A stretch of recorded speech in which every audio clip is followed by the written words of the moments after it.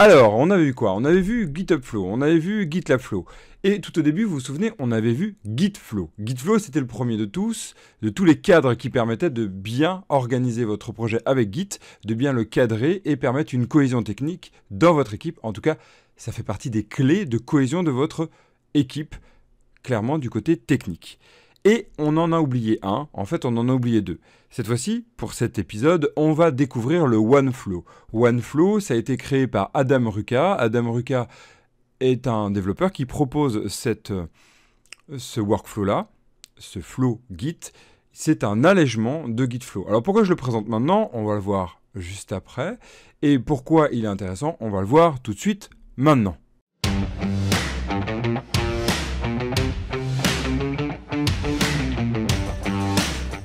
Bonjour, je suis Evan Boissonneau, je vous accompagne durant tous ces épisodes, durant toutes ces vidéos, pour la pérennisation de vos projets à travers la cohésion technique et la cohésion humaine qui va vous permettre de créer des projets qui vont réussir et donc une entreprise qui réussit. On va donc continuer cette aventure du cadrage à travers Git, donc cadrage grâce à Git, avec OneFlow. Et donc on va le découvrir maintenant. OneFlow, c'est quoi? OneFlow, c'est exactement comme Gitflow, où on va enlever un peu la lourdeur un peu trop forte de Gitflow. Cependant, c'est quand même bien cadré. Et donc déjà, avant même de commencer un exemple, on va rappeler un peu, ou découvrir ce qu'est OneFlow. OneFlow, tout d'abord, c'est le fait qu'on va garder des principes de master main qui va permettre de créer les branches. Ah tiens, c'est pas comme développement, on va en reparler juste après. Mais c'est pas comme, Gitflow, où il y a la branche développement. Mais vous verrez que, en fait, pas tellement. Et on va avoir aussi la branche feature, donc, la branche feature qui permet de créer des fonctionnalités. Et on va avoir les branches hotfixes, les branches release pour la préparation de la livraison. Bref, on commence à s'orienter vraiment sur un mix entre du GitHub Flow avec la master main et du Gitflow. Ça devient intéressant. Et en plus, on va avoir la possibilité de faire du rebase, ce qui n'est pas le cas dans Gitflow, où tout est à base de commit de merge. Oui. Cependant, en fait, c'est beaucoup plus souple que ça. Si vous voulez faire du merge no FF, no fast forward, c'est à vous, vous pouvez très bien le faire. En fait, Adam Ruka n'est pas là pour dire qu'il faut faire du rebase ou faire du merge. C'est à vous de décider selon votre cohésion déjà technique et vos habitudes de votre entreprise et ou de votre équipe.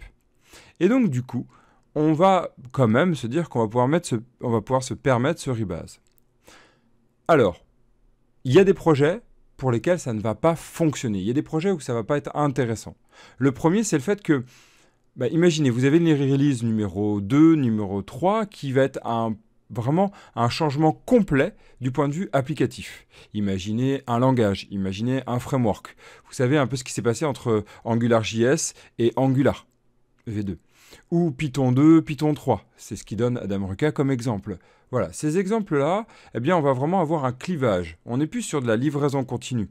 Et oui, parce que c'est le but, en fait, de Gitflow comme de OneFlow, c'est de permettre des livraisons continuelles de versions, qu'il n'y ait pas de clivage à un moment donné. Car en fait, c'est ce qui va se passer, par exemple, sur l'exemple que je vous donnais avec Angular ou avec Python. S'il y a des bugs dans la V2, on ne pourra pas les réimpacter, faire des cherry pick par exemple, sur la V3, puisque c'est complètement différent, bon, à part certains cas. Donc en fait, on a vraiment une sorte de split entre les deux. Donc clairement, ce n'est pas prévu pour ça. GitLab ou GitHub Flow vont le permettre, par exemple, beaucoup plus d'ailleurs GitLab Flow ou ForkFlow. Donc clairement, on n'est pas dans cette optique-là. Donc vous éliminez ces projets-là. Deuxièmement, il y a aussi le fait que pour des livraisons, des déploiements à haute livraison, donc en fait des hauts déploiements continus, donc vraiment poussé à l'extrême, livraison plusieurs fois par jour par exemple, comme GitHub et GitLab peuvent faire, eh bien clairement ce n'est pas adapté, on a un processus qui est plus lourd, donc clairement on ne va pas le faire.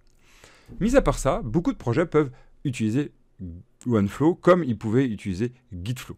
Découvrons ensemble à travers la création d'une fonctionnalité. On va imaginer qu'on va créer une page se connecter, puisqu'on est en train de faire une présentation, on est en train de faire une maquette par rapport à la connexion.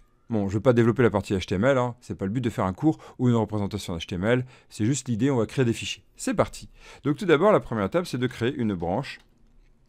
Oups, je vais me mettre dedans, voilà, de créer une branche, git checkout et de se placer dedans. Features. Et on va l'appeler donc se connecter. On se place dedans.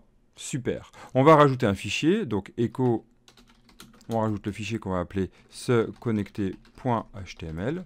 Super. Ici, on va l'ajouter dans la base d'index. C'est parti. Et on va faire un commit. Ici, -m.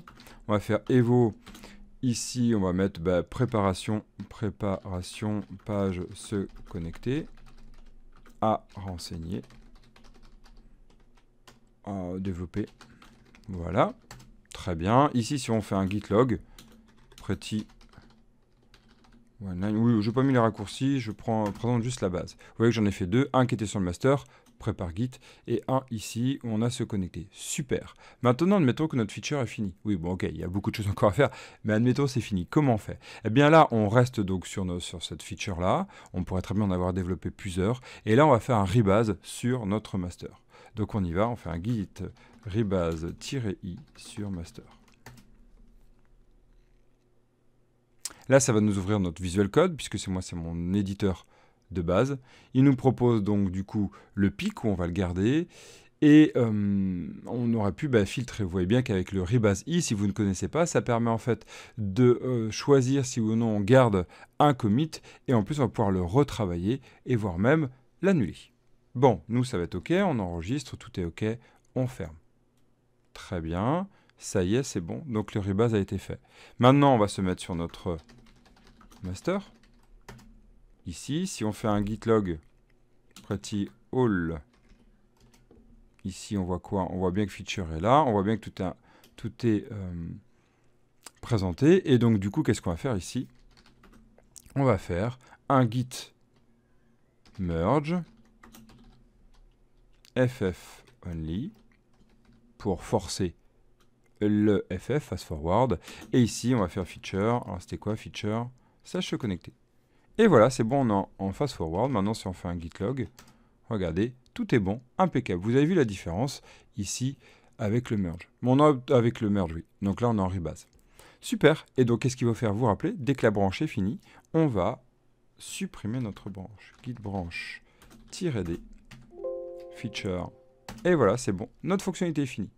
Maintenant, on veut préparer une livraison. Qu'est-ce qu'on fait? On fait un git checkout-b releases. Et là, on va faire release.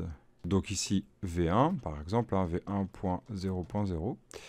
E.0. Ici, on est bien. Et puis, du coup, en fait, l'idée, c'est on aurait pu aussi prendre ce checkout à partir d'un commit donné. Par exemple, si on en a plusieurs. Super, on est sur notre branche. Après, on va faire quoi? On va faire un git tag et on va lui donner cette version. V1.0.0. Impeccable, notre tag est là. Notre tag est là. Yes, c'est bon. Et donc ici, qu'est-ce qu'on va faire? On va se mettre sur notre checkout. On la prépare, imaginez, on va faire des vérifications, on va faire des tests dessus, on va faire des corrections s'il le faut. OK. Et une fois que c'est bon, qu'est-ce qu'on fait? Eh bien, on va sur notre master. Et là, ici, on va faire un git merge de releases. Et on récupère celle-là. Bon, là, évidemment, on n'a rien rajouté. Mais l'idée, c'est de récupérer s'il y a eu des modifications.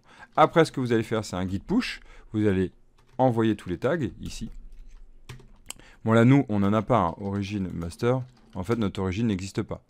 Mais l'idée, ça serait ça, c'est que notre origine a été affectée, et ça sera OK. Et voilà, donc là, c'est bon. Et puis, du coup, pensez bien à aller supprimer votre branche, git branche-d de releases. Et voilà. Ça sera pareil pour la partie hotfixes. Et donc, du coup, à la fin, on aura tout le process global. Ça ressemble quand même pas mal à Gitflow, mais vous voyez, c'est quand même plus souple. Donc, c'est vraiment dans cette approche pour faire des branches qu'on a quelque chose de plus souple. Attention,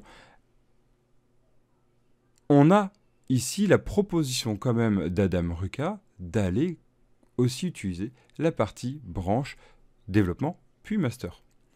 Donc en fait, on se rapproche quand même vers Gitflow. Donc vous voyez, c'est un mix entre les deux. À vous de vous orienter sur celle qui vous intéresse par rapport à la cohésion technique. Donc comme je disais, il va y avoir un intérêt puisqu'en fait c'est un peu plus souple que Gitflow. Donc ça va déjà avoir une adhésion un peu plus forte. Cependant ici, c'est quand même pas mal de lignes de commande à connaître. Donc ce que je vous invite en fait, c'est qu'au lieu d'avoir ces lignes de commande à connaître, eh bien en fait c'est faire comme git espace flow espace feature, etc. Eh bien c'est créer votre propre extension de Git. Donc il y a pas mal de tutos là-dessus, il y a pas mal de de repos GitHub qui le proposent. Et donc du coup, vous allez pouvoir vous inspirer de ça pour développer des parties script, des petits ou grands d'ailleurs, script SH qui vont permettre de faire évoluer votre Git. Comme ça, vous aurez déjà ce OneFlow à vous. Et d'ailleurs, c'est ce que je vous propose pour tout flow que vous décidez, qu'il soit ou pas celui qui est connu. Et enfin, vu que ça empêche, c'est moins pratique, c'est un peu trop lourd sur la partie livraison, déploiement continu, haute livraison, déploiement continu, eh bien, on va éviter cette partie-là. Donc, ça peut être un frein sur la cohésion technique, puisqu'en fait, quand on veut essayer d'accélérer ça pour forcer en fait aussi les développeurs et développeuses à progresser par rapport à ça, eh bien, on va être un peu peiné par rapport à ça. Donc, vous voyez, c'est un mix entre les deux, un Gitflow vers un GitHub sans la partie pull request. On peut avoir quelques limitations. Ma foi, on pourra peut-être rajouter du pull request derrière au moment du push. Rien ne nous l'interdit. Ça en est fini avec OneFlow. Je vous laisse aller voir le lien. Ici, je vous mettrai de toute façon le lien du créateur, donc Adam Reca. Ici, vous avez toute l'explication de comment il fait, etc. avec tous les scripts, donc c'est quand même pas mal. Et ici, même discussion. Si vous voulez, de toute façon, il y a l'article aussi et le podcast qui sont liés, si vous voulez suivre ça, et avoir un lien pour vous y retrouver. Je vous laisse maintenant, à travers déjà ces 3 premières présentations, 4 avec celle-ci. On est sur presque la fin de cette série. Il ne reste plus que le Forkflow, qui est un de mes préférés, que nous on utilise par exemple dans mon projet La Diagonale du Poulpe, un projet de jeu vidéo à travers Godot et C#. On en reparle la semaine prochaine. D'ici là, guitez bien. À très vite. Ciao. Thank you.